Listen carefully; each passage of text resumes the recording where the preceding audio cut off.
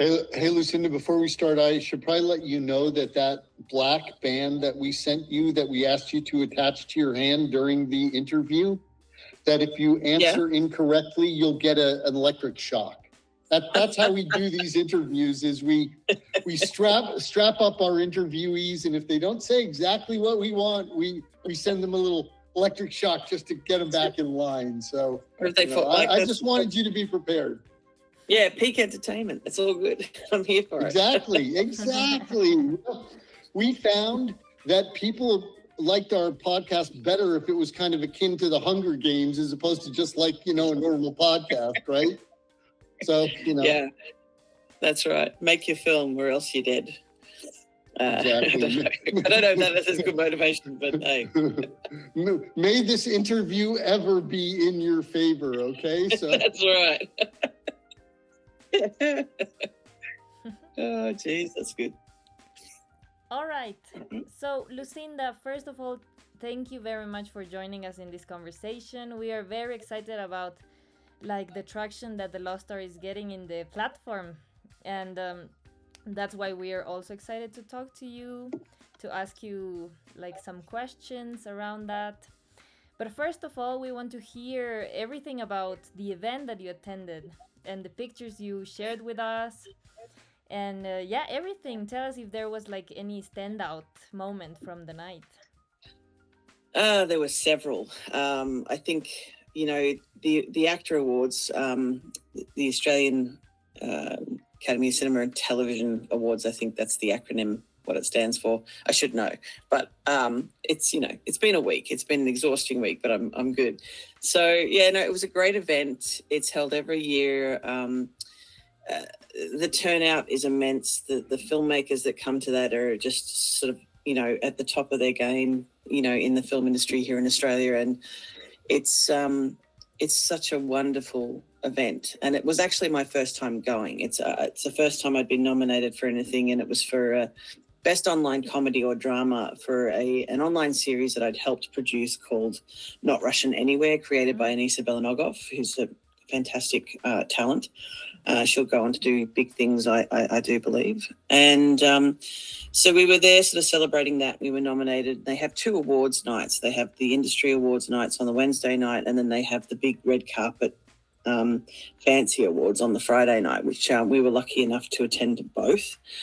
And it was just a great night, and there was a lot of support and cheering for a lot of our fellow nominees and the winners, and we didn't win, but we were winners just for being there and for being nominated. Really, it was such an amazing experience, and such a joy to be considered, to be nominated amongst some of these peers and colleagues that you look up to is just phenomenal, and it was a wonderful experience. And I think a standout, I met Sarah Snook, and she was wonderful, but and Deborah Mailman and Brian Cox and all these beautiful, beautiful people. And, it was just a wonderful experience. But I think what I took away the most from it was just this reinvigoration of what I was and why I was doing this, and just wanting to get straight back into it and do more and keep going and keep making films and keep making content, because it's my happy space, and I love it. That's so nice to hear. Yeah, we saw your pictures and we recognized a few familiar faces there. We were very excited for you, and that's actually what I wanted to ask you. Do you remember the moment when you first felt I want to make films? That's what I want to give my life to.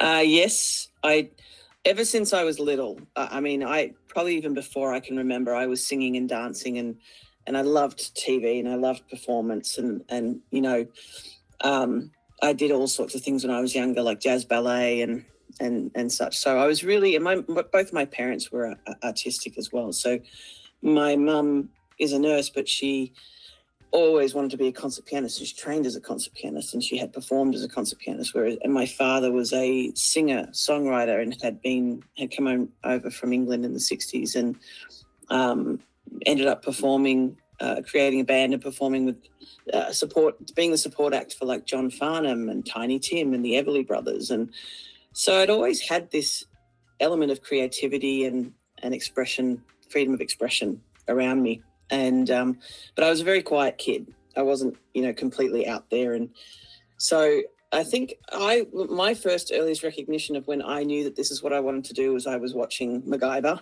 and I was 7 years old. And I just knew I wanted to work with Richard Dean Anderson. He was my hero. And I just loved his on-screen presence. He was good looking, of course, but I was 7 and I was like, this is amazing. I just want to do this for the rest of my life. I want to be an actor. I want to be this. I just want to be involved. And over the years, of course, that changed and evolved in different ways. And I never really expected to end up being a film producer. But that was an interesting journey in and of itself. So, but yeah, 7 is the earliest recollection, like the earliest memory that I have of going, I love this. This is what I want to do. How old were you when you met your first movie camera? Wow. I'm trying to remember. Do you know what? It was quite some time. It would have been in uni. So, apart from home things, but we didn't really have home video cameras. It was kind of funny because we weren't that kind of a family. We didn't record everything. My dad wasn't like a cinephile and had video cameras. And I, of course, being a very reserved and shy kind of person, never thought that I could just go and buy a video camera and shoot stuff. Like, it was not something that my brain kind of thought was possible. So I was 21 the first time I shot a short film in uni, and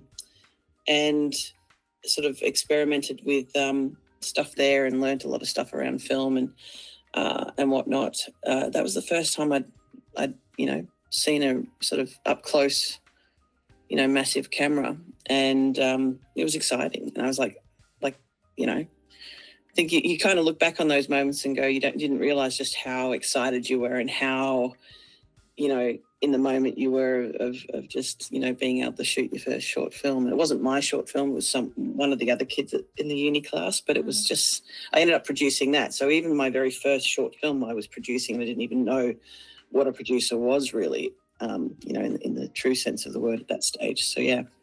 Of course. Well, you mentioned MacGyver, right, when you were little, but recently has been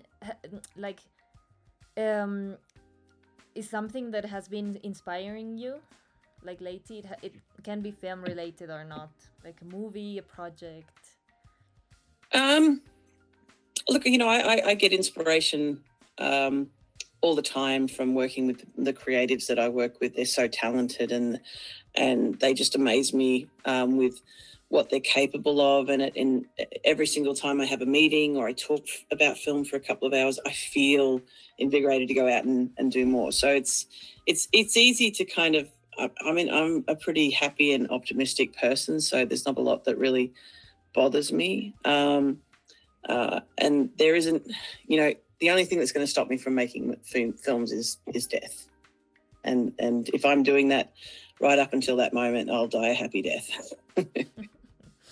Okay, so here's the question.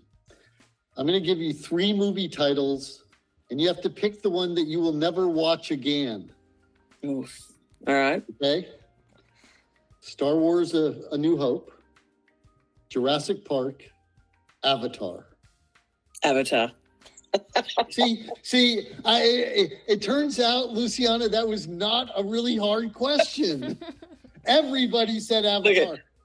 I love Avatar, but out of those 3, it goes. Because Jurassic Park, for me, that was my pinnacle. That was the pinnacle of film for me, because I was 14 when that came out. And I remember the day that I went to see it at the cinema. And I remember everything, like so much about that day and the experience and the pure joy I felt going to see Jurassic Park, because I was not born when Star Wars came out, so I didn't have that experience with Star Wars. Mm-hmm. Okay, but here's the thing then. Okay, so go up a level. So now you only got those 2. Which one do you X out? Do you X out Star Wars: A New Hope and keep Jurassic Park? That's tough. I know, right? That is tough. I mean, Jurassic Park has a special place in my heart because it was it was at the forefront of I mean, dude, but Star they Wars gave us was that. dinosaurs. They literally I know. gave us dinosaurs. That's not I a know, small right? thing. It's not a Yeah. small thing.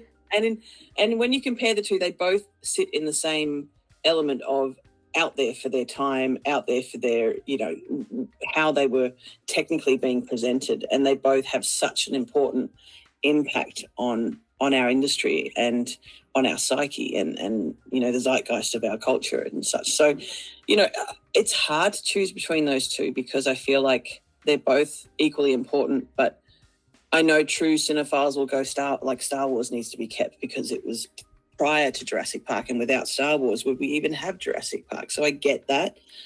But considering that I was like not even a twinkle in my mum's eye when it came out in the cinema, for me, I remember the absolute, like the pure joy that Jurassic Park gave me. And if I could experience that over and over and over again, I would choose that one to stay. Yeah, no, well, you know, I kind of agree with you personally. I think that Star Wars did something that almost no other franchise has done. I don't think that I think it's in a class of its own. I really do. And don't get me wrong, I love Jurassic Park. But here's the thing.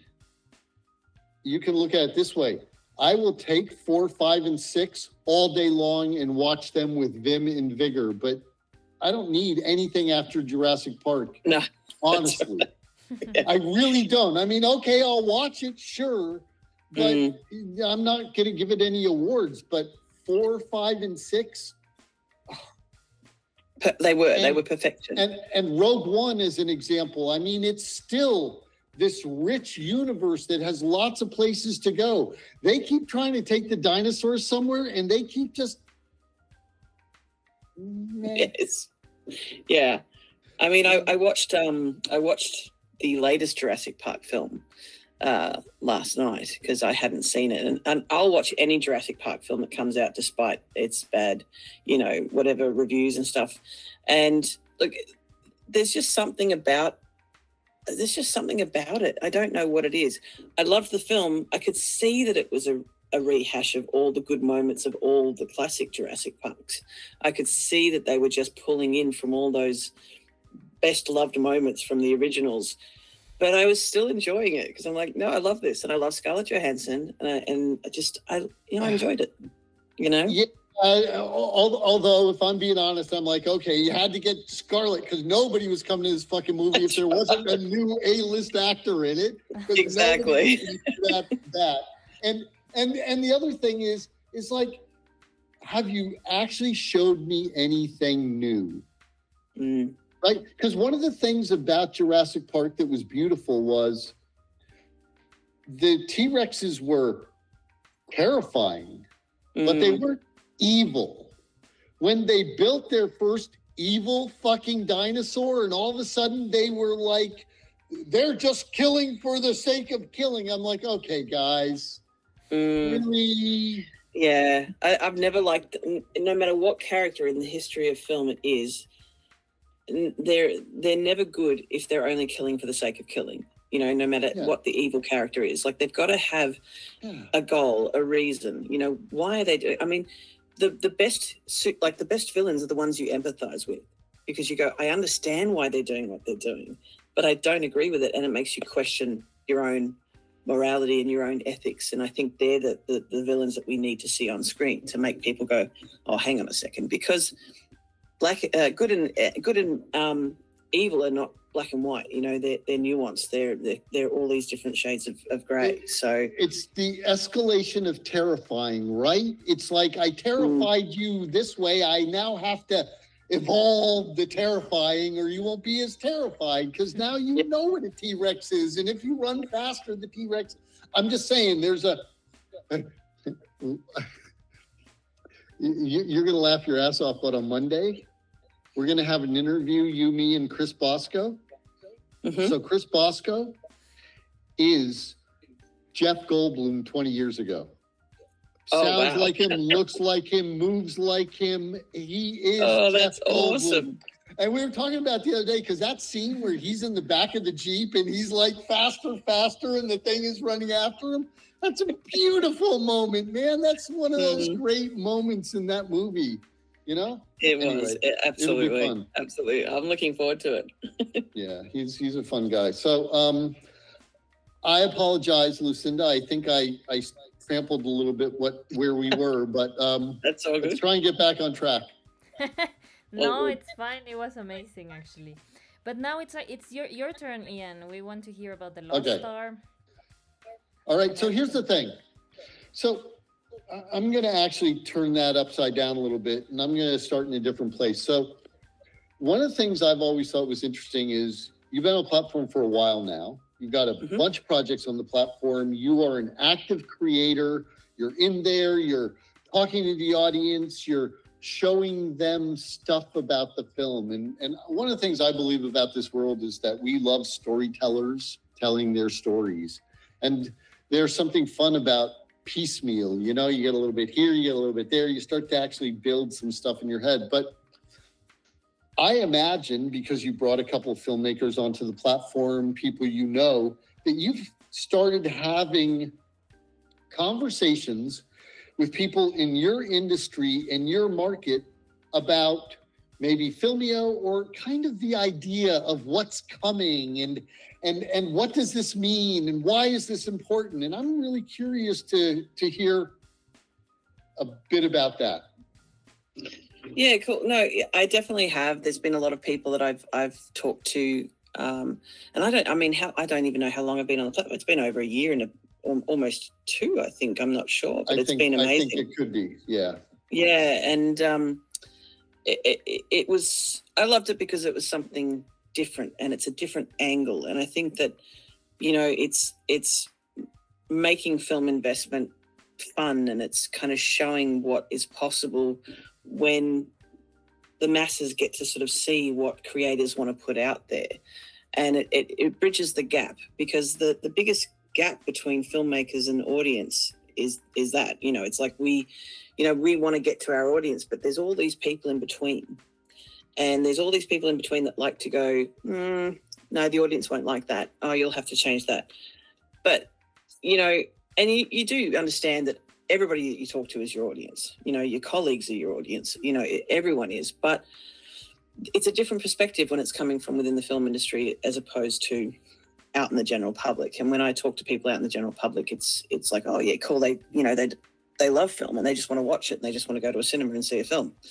So when I talk to my colleagues about new and interesting ways of raising finance, because that's the biggest conversation in our industry, is raising finance and how difficult it is, and where do we go, who do we talk to, and you know, each industry in the world, like around the world, has very different kind of, you know, ideals around that, but it's all the same essentially.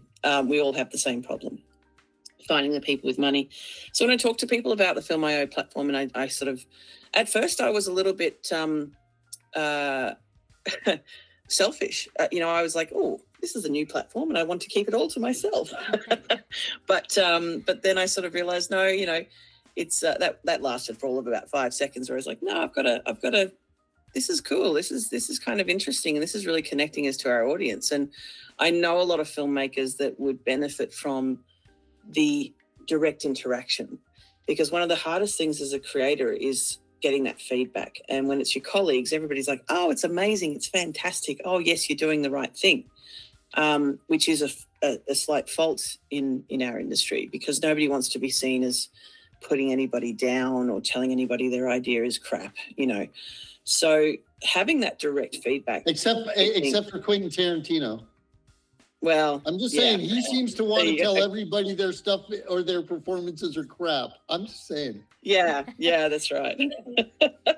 Well, what I like to tell people in the industry is, like, you know, opinions, and I don't know if I can swear on this, but opinions are like assholes. Everybody has one. So you can't escape that. And, you know, you need to hear all the different things. But just because one person doesn't like your film doesn't mean 1,000 other people won't. So I've been telling a lot of people about it. And there are some people who are reserved because they're like, oh, you know, it's the crypto side of it that kind of scares them a little bit, because they're not sure about crypto. And things like that. But generally I say to people, well, it's not even really about that. It's about the direct interaction that you're getting with your audience, people that don't know you, that don't need to fuel your ego. They're going to tell you what's good and what's bad, and they're going to give you an opinion.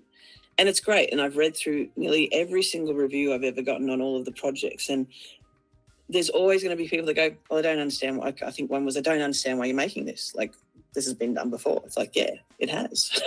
Lots of films have been done before. That's okay. Well, all films have been done before. What are you talking about? That's right. Yeah, that's right. I mean, notice that Steven Spielberg that said there's only 6 core stories, and every film ever is created off that. Yeah. That's so, yeah. Do you remember any positive comment you received in the platform that you really, I don't know, made you feel whole?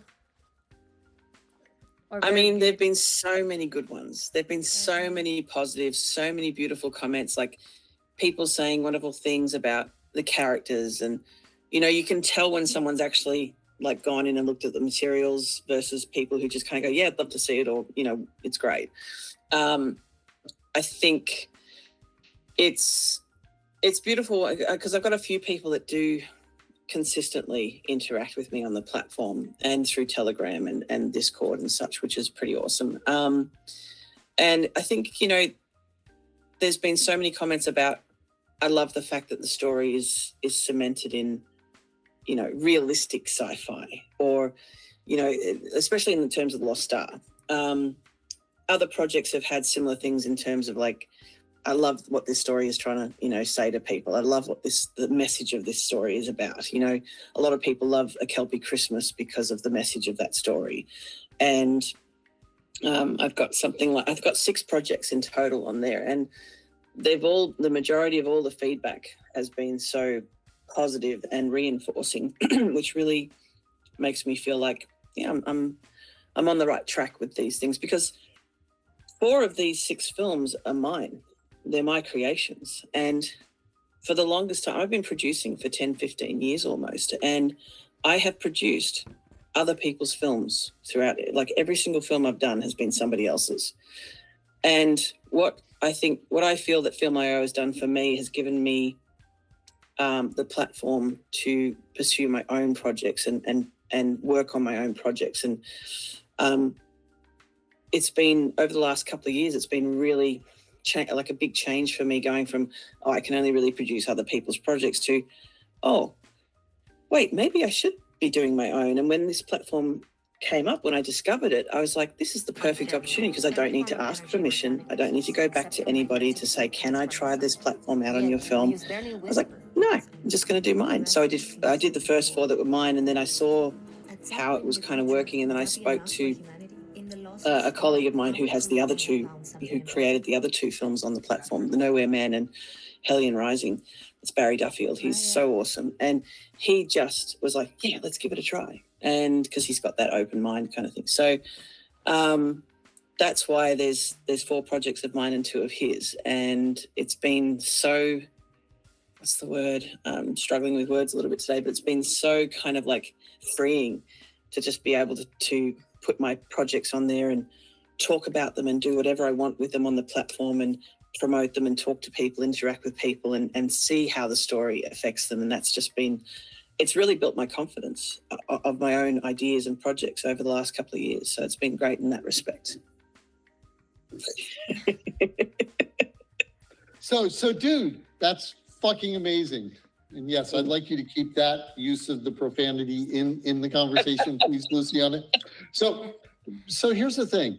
I believe that one of the parts of the future for some creators who choose to embrace it is going to be this thing called influence.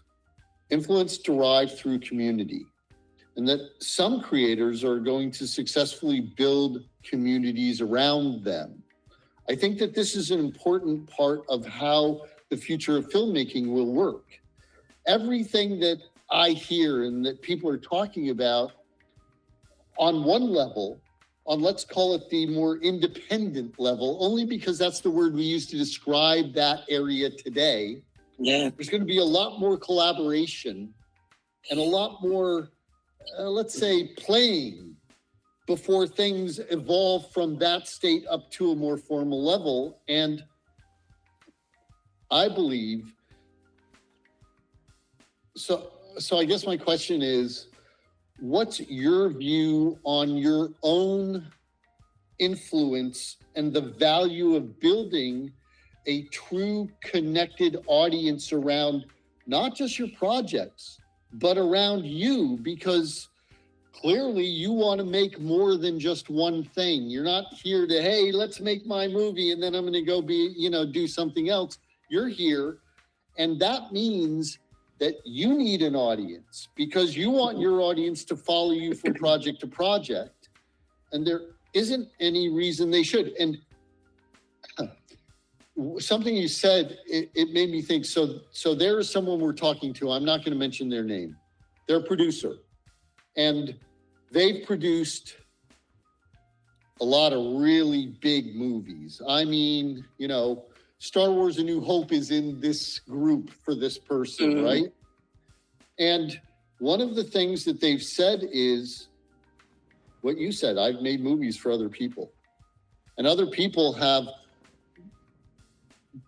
built fame, individual personal fame around the work that you've done. It's not that they didn't do any work or they don't deserve it. That's not what I'm saying. But you've received none of that as a part of their projects. And this person feels the same way. And this person believes that they should be able to use their past work as a part of the proof stake of who they are as a professional, and to try and leverage that into growing audience today around the things that they're doing today. And I think that makes sense. Do you agree? It's an interesting one. I like the ideal of it. I think that each film has a community. I find that, and as an individual, because I don't necessarily stick to any particular type of film, the community that would surround me would be a much broader based on each film, hopefully, that I made. I love the idea of being a positive influence in a community, and especially for other filmmakers, and, providing support, to others that are coming up through the ranks. And I do try to do that quite a bit.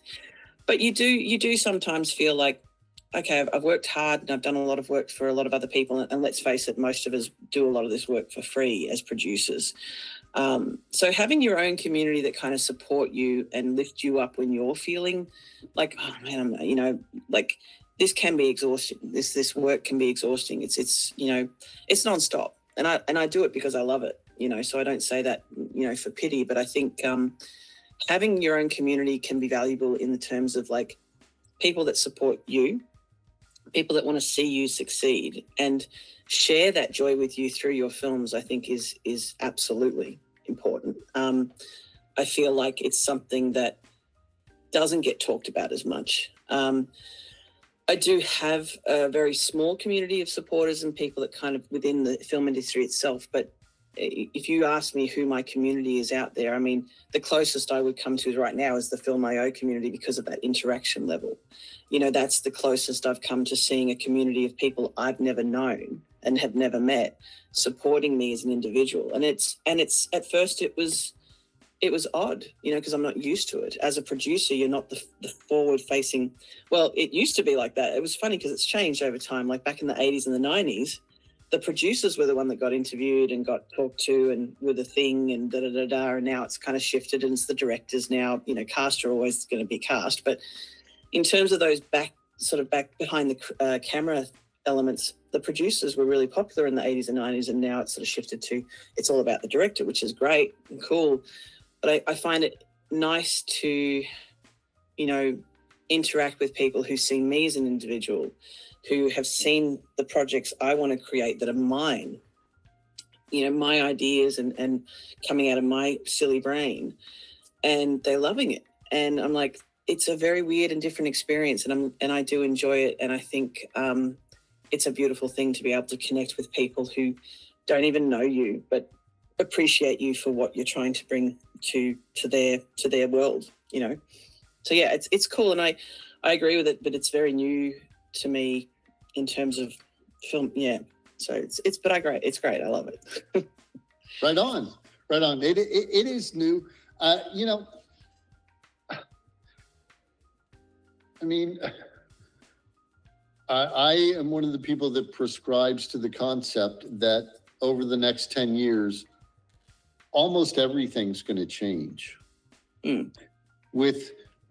I mean, artificial intelligence is already on a daily basis impacting things. And I keep talking about the true marriage of AI and robotics. When I'm sure you saw what was the movie with Will Smith about the robots? iRobot. iRobot, right? Thank you. Yeah. And where you have your own robot who makes your food, does your shopping, walks your dog, does all the stuff that you do, and then you don't literally have to do anything. Mm.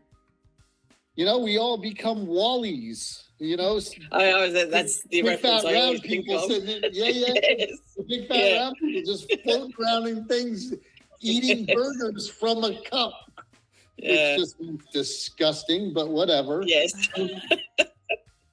I always reference that when I think of, you know, the future and people, and I say to people, we're all going to be like Wall-E. We're all going to be like the people in Wall-E, you know, just overweight and not able to do anything for ourselves. No, see, that's not what we're going to do, because at the very end of that movie, what happens? The people still have robots. They just start doing stuff because they can. We will always do stuff. I keep having these conversations with people about the future of cinemas, and that I think there is going to be the rise of community collaborative filmmaking, and that is going to become one of the feeder hubs for the bigger market. I think these things are going to happen. I think that, you know, the industry is going to evolve and change, and I think there's going to be great value for someone like you who has this. Here's the thing. You have a million stories from the work you've done. You could sit down and every movie you've ever made or been a part of and come up with 5 or 10 great stories that happened during the filming of that movie. And there is an audience of people out there. I call it 1 billion souls. I think there are 1 billion people on this planet who would beg to be super fans of your movies if they knew how to do that. I just do. I believe that people want to participate more. They want to have conversations with you. They want to ask you questions. They want to challenge some of your ideas. They want to feel like they're a part of this. They want you to offer up NFTs for walk-on non-speaking parts so they can show up on the set and be in your movie. You know, I mean, it's not everybody wants that, but I don't know about you. I watch 30 movies a month easily. Yeah. You know, I go to the independent theater a couple of times a week generally. I am an advanced film watcher, and there are those. I mean, you know, it's amazing to me. I get on conversations with people and they just love everything. So, okay. So do me a favor. I'm going to sit back, and Luciana's going to sit back, and we're going to give you the platform to, for a minute, go through your movies on the platform, all of them. Talk about each one, talk about what it is a little bit, and just kind of tell us about the projects on your platform. And you pick the order. You do what you want. Yeah. Well, I've got 6 projects in total. There are other projects I'm involved with on there by other creators. So I think there's 2 or 3 in total of those. And that's the Red Circle and Savage with Tom Conkle. And then, so the 6 that I have on there, the 4 that are mine are The Lost Star, Kelpie Christmas, and I'm going to struggle with remembering the names because I'm terrible today. Hang on a second. I'm going to pull up the platform. Oh, no, I can't. Can I at the moment? No, that's okay. In 15 no, it's all minutes. good. So just so you know, the platform's going live at the end of this call. Oh, awesome. when we get off this interview, we're gonna post the announcement to Telegram. We're just waiting until this is done, but the platform's finally gonna be live again today. Yeah. Oh, that's fantastic. I've been eagerly awaiting. I think I can remember. Wasn't it Instinct one? Maybe. Instinct. And the other that's one right. is Moon. Oh, I don't remember the name, but I remember the poster very well. It's also about the space. Oh, hang on. Also sci-fi. You know, you have more projects on the platform than any other single creator. And, oh, really? Yeah, and oh, wow. You know, one of the things that we've done recently is we have a threshold of 70 as the minimum threshold for a project Ghost score. And right now we have 8 projects that are over the 70 mark.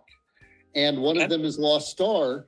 And that's a part of why we're having the conversation with Chris. Take a minute and talk about your projects if you're ready.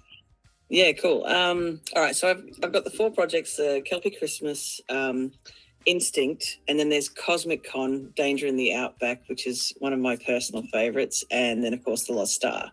So A Kelpie Christmas is this beautiful, it's a Christmas story, obviously, with Kelpies, but I've never really seen too many Christmas films that featured, that were very Australian. You know, that they're when you see Christmas films, they're very sort of America focused. There's snow. No, they're all very America focused. Yes. Yeah, yes, they are. And you know, Christmas we own is a Christmas. big deal. It turns out. That's right, you do. America owns Christmas. So, and it's always cold and wintry, and there's always lots of snow. And I know that there's been a few Christmassy sort of Australian films, you know, featuring the outback and stuff like that. But then I was like, well, what if the Christmas magic was all about the Kelpie dog, which is synonymous with the Australian outback. It's one of our beautiful breeds of dogs here, and it's got a long history in Australia. And I just kind of thought, wouldn't it be cool if Kelpies saved Christmas?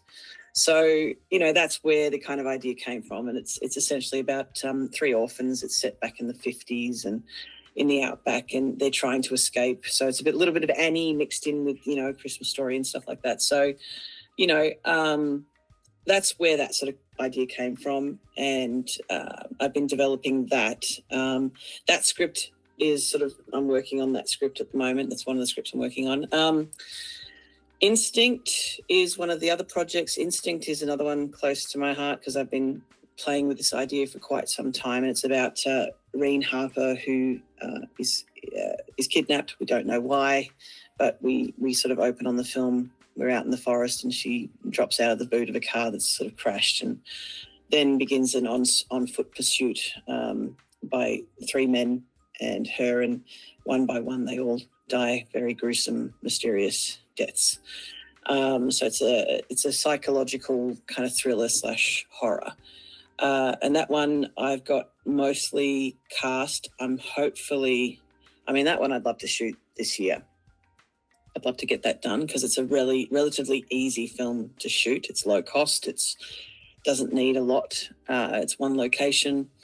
So there's that, and that's that's a lot of fun. I'm looking forward to getting that one done. Cosmic Con, it's a film that's kind of close to my heart because I spent a lot of time before moving to Vancouver in like 2012, 2013. Working at conventions and attending conventions, and I've been a bit of a convention person throughout my life. And when I first started going to conventions, it was not seen as very cool at all. It was not a cool thing to do. You were a nerd if you went to a convention, and I went to.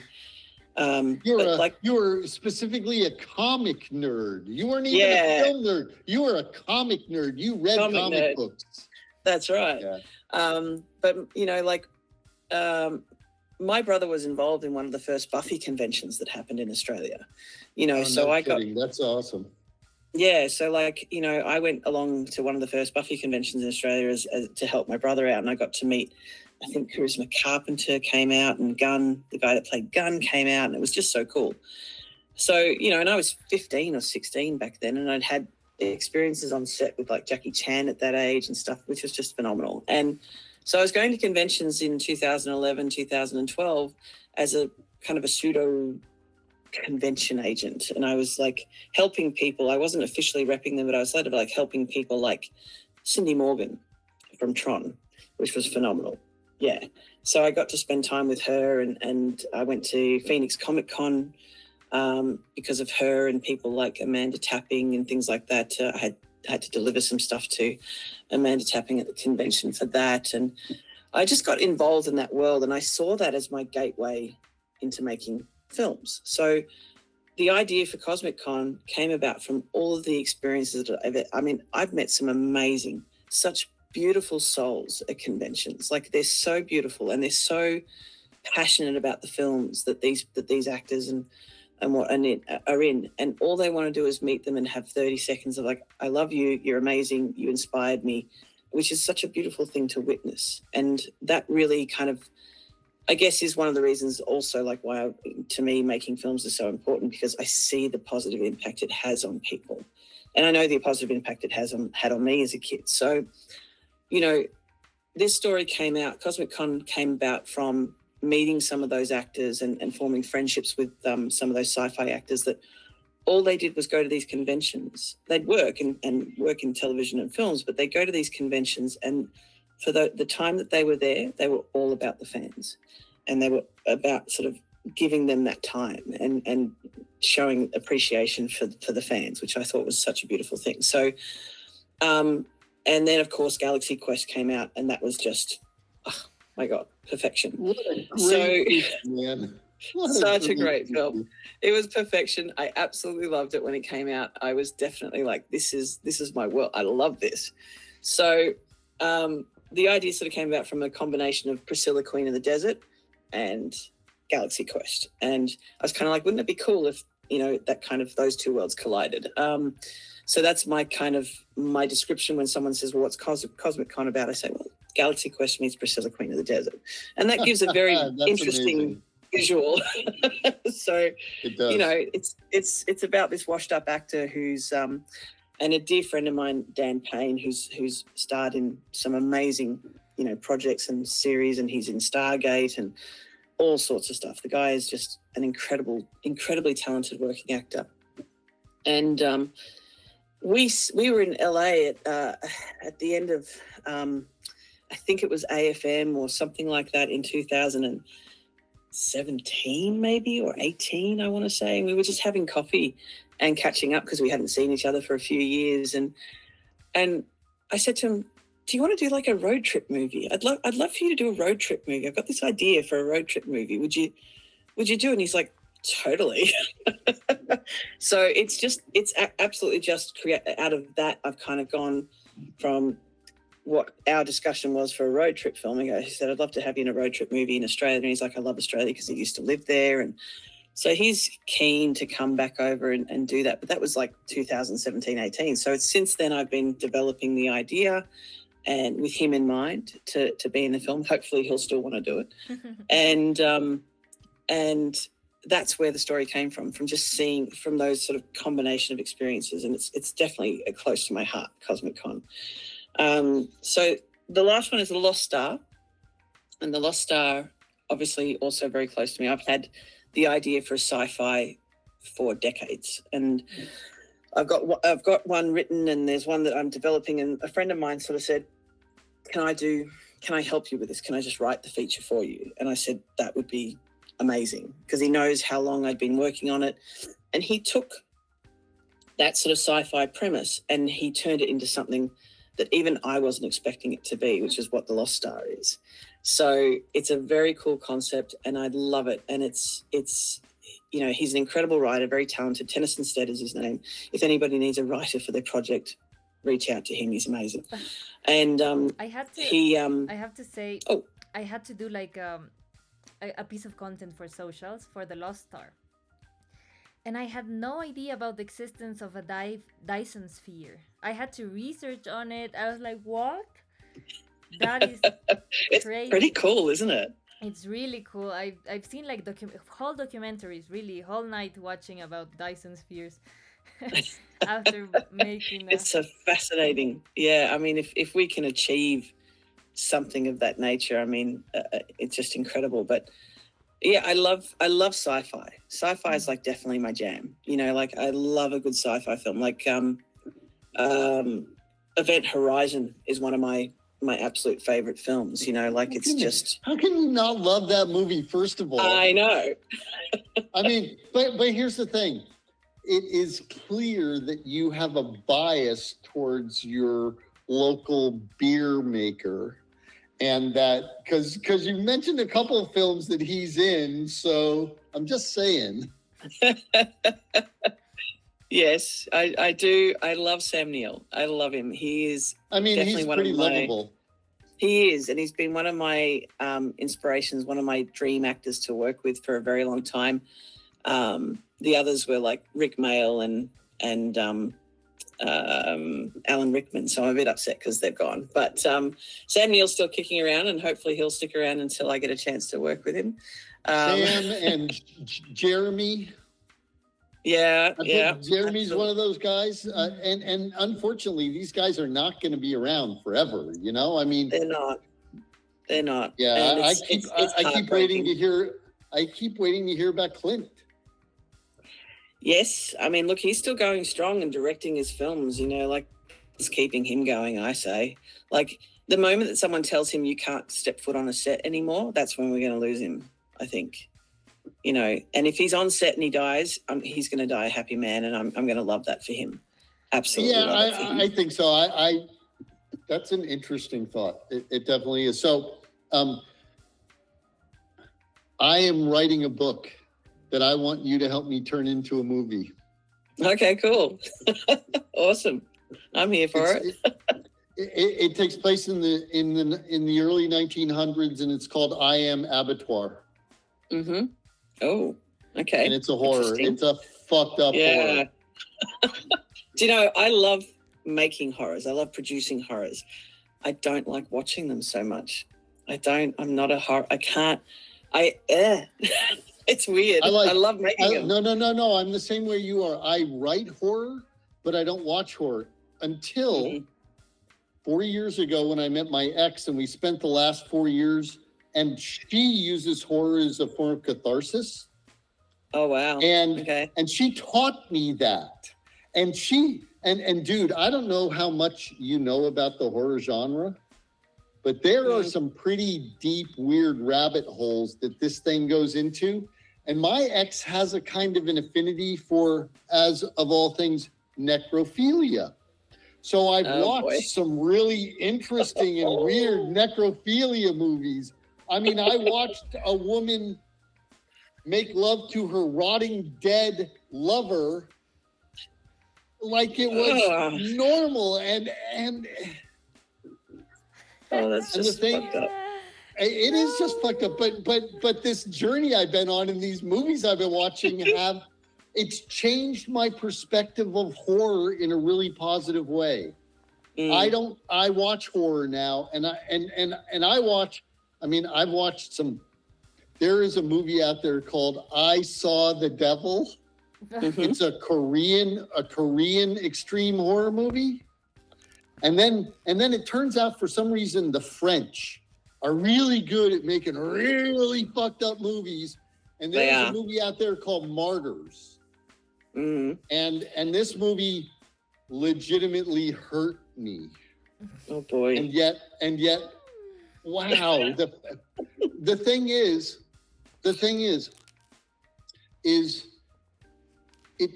it tests your ability to watch things you didn't think you could. You know? It's interesting. Yeah. It is interesting. It is interesting. There's a movie, a necrophilia movie, and in one of the scenes, she defecates on a skull. And that's actually literally what happened on the set to make that scene. It wasn't fake, it was real. Oh my God. And here's the thing.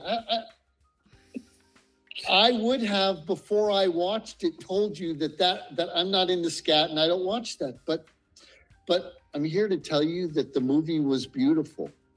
And that it allowed me to consider the boundaries that we put on our perception of love. Not that there was this weird scat thing happening, but that legitimately that we as people, I mean, I watched your face, Luciana, when I started talking about it. You were like, oh, girls, I can watch that. But the truth is, you couldn't watch that not because you can't envision a metaphor for how we constrain our perception of love. You could do that all day long. The fact that, there's a person in there, some real poop in there, that's like, whoa, wait a second. But it turns out, if you could allow yourself to watch it and then allow yourself to consider it, not from the perspective of there's somebody shitting on a skull, but from the message that the filmmaker was trying to give you, it changes the perspective of what you watch. Of course. I mean, right there, that's the Absolutely. whole thing, right? It's all about the pub. Yeah. Yeah. I think, the interesting thing is that this is why we make films, because we have an opinion and we want to share it, or an expression and a view of something that we want to share with people, and find the people that share that opinion with us. And that's how you kind of do it, through a medium that allows, to express it freely. So what I love about film, and what I think is why we'll keep making movies regardless of anything else, AI, cinema, what's happening in the industry, is that it's we've been doing it for millennia. It's never going to change. The medium might, or the forum might, but the act itself will never change. And, when cinema first came out, people said that's the death of theatre. And now it's still running strong. Mm. So I feel like there's always going to be the medium. There's always going to be a forum for people to tell stories. And we are storytellers. Innately, as human beings, we are storytellers, and we want to tell stories. And I don't think that's ever going to change. I actually think, even everyone's like, oh, online content's the go. It's like, yeah, but you can't do a lot with online. There are a lot of rules and regulations around the online content and what can be released. Whereas with cinema, it's hey, you go for it. You do whatever you want. You can, you'll get an R rating, or you'll get an extreme R rating, or whatever, but you can tell that story, Right. So I think as a medium, things might change, the language might change. I mean, we're witnessing language change between generations even now. But at the end of the day, we're all still going to be storytellers, and we're all going to still find a medium to tell those stories. I don't think AI is going to take away cinema or take away filmmaking, because it's an art form, and it'll make it more streamlined potentially in some places. But then, you look at what CGI and I still use practical effects in my films. CGI never... It took away a lot of that, but it didn't kill the industry outright. So there are a lot of things. I mean, people still shoot on film. There are people that are going true sort of artistic, kind of going, I want that film look, that genuine film look. I don't want an AI filter to create it. So there's always going to be people that really want to tell story in a particular way. And I think that cinema is one of those things where we don't get so restricted, and we can just do what we want and express ourselves freely. Online is not that space. It used to be, but now, you can't even say certain words anymore. They get bleeped, and I'm like, why is that word bleeped? Like, that's not even offensive. It's not a derogatory term towards anybody. It's an adjective or a noun. And you're like drugs and stuff like that. They bleep out the word drugs now, and I'm like, yeah, but Amazon paid $40 million for the Melania documentary. The streaming world he paid $250 million for the rights to Lord of the Rings, and then he made the worst Lord of the Rings in history. And it's going to keep happening, and it's going to change and everything. But at the end of the day, I don't plan on stopping making films the traditional way for a long time, until somebody stops, until the money's not there anymore, which it's still there. It's just hard to find sometimes. And there are people that love the arts and keep contributing to the arts and donate to the arts and want to see films keep getting made. Films have a good lifespan for investment. They have a 10-year lifespan, I actually think the old school idea of patrons, the way it used to be, where a patron paid an artist to paint a painting, paid for their life so that they could sit there and paint. I think we're going to get those back too. I think rich people are going to hire people to make movies that own the movies. I think there's going to be all kinds of weird things. I think the next 10 years is going to be about weird. It is, but I think we're going to try a million things. We are, but at the end of the day, you can already see the reaction to AI. People are already sick of it. The people are already wanting to know whether something is AI or not because they can't tell. Hold on, Lucinda. That's not going to persist.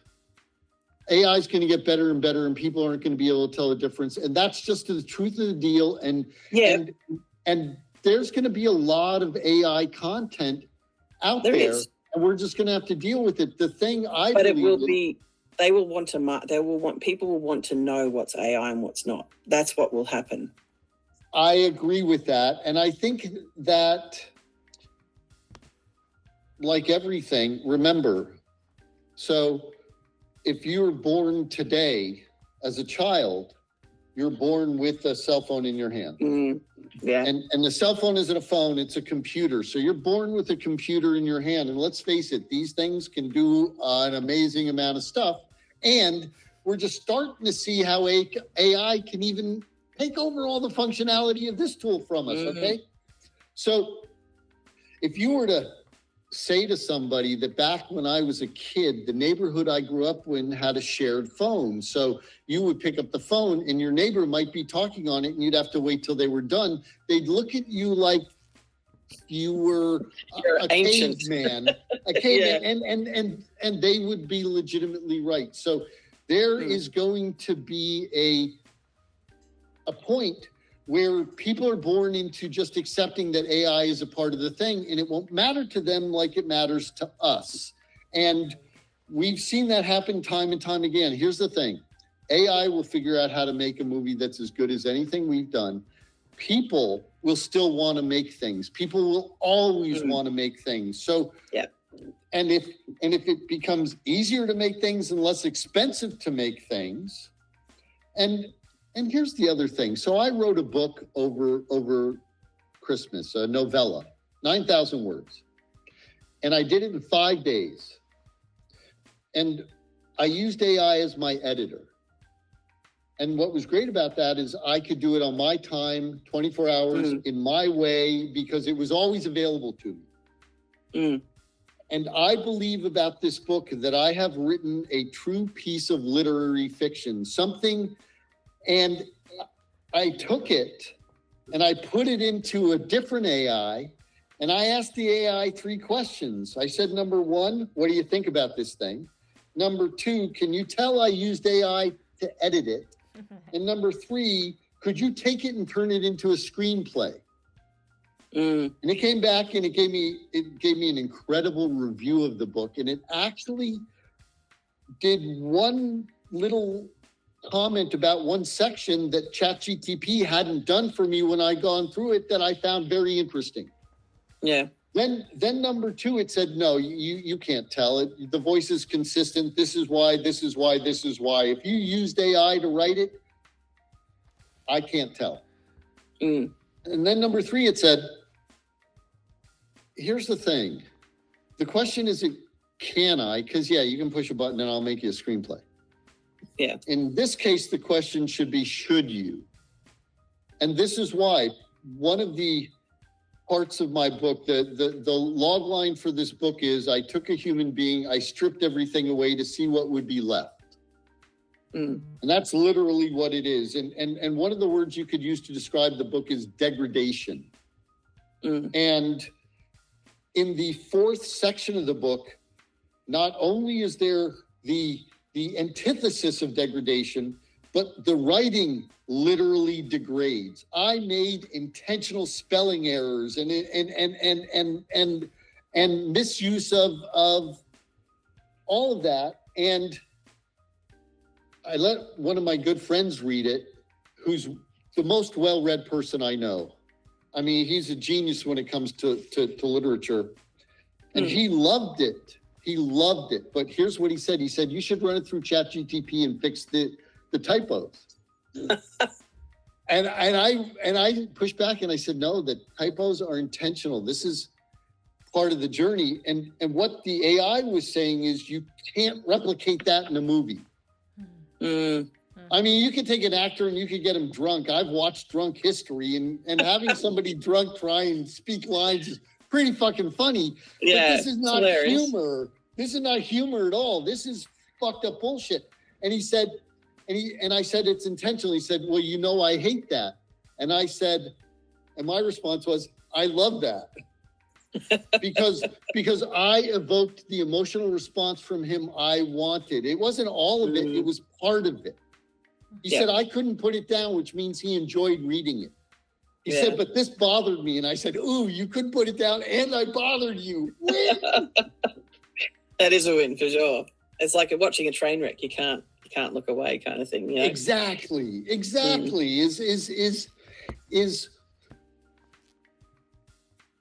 And I asked the AI, I said, am I in danger of being replaced by you? And it said, no. And here's why. I will make my decisions. You will make your decisions. I'll make a decision based upon everything I know about everything in the world. You'll make a decision about what matters to you.